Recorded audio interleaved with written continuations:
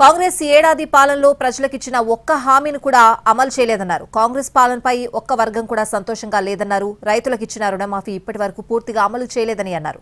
అలాగే రైతు భరోసా, పంట బోనస్ హామీల ఊసే లేదన్నారు కిషన్ రెడ్డి. ఒక్క కొత్త రేషన్ కార్డు కూడా మంజూరు చేయలేదని విమర్శించారు. పేరుకే ఫ్రీ బస్ పథకం ఉందని, దీనివల్ల ప్రజలు ఇబ్బందులు పడుతున్నారని అన్నారు కిషన్ రెడ్డి. ఇంతవరకు మరి కొంతమందికి మాత్రమే ఆయక జరిగింది. రైతు భరోసా పేరు మీద ప్రతి సంవత్సరం ఒక ఎకరానికి రైతులకు 15,000 రూపాయలు, అదేవిధంగా కౌలు రైతులకు 15,000 రూపాయలు ఇస్తానన్నారు. సంవత్సరం పూర్తయింది.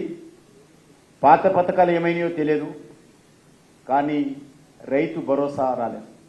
ఈ యొక్క 10 పంటలకు 500 రూపాయల బోనస్ ఇస్తామని మేనిఫెస్టోలో ప్రకటించారు. సంవత్సరం పూర్తయిపోతుంది. ఇస్తారా, ఇవ్వరా?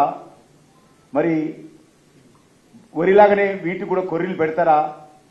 రైతులు ఎదురు చూస్తున్నారు. గతంలో బీఆర్ఎస్ పార్టీ కూడా 10 సంవత్సరాల అధికారంలో ఉండి తెలంగాణలో ఒక్కొక్క రేషన్ కార్డు ఇవ్వలేదు.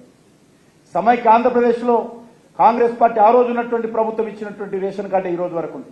తెలంగాణ వచ్చిన తర్వాత అదే కార్డులు పనిచేస్తూ ఉన్నాయి.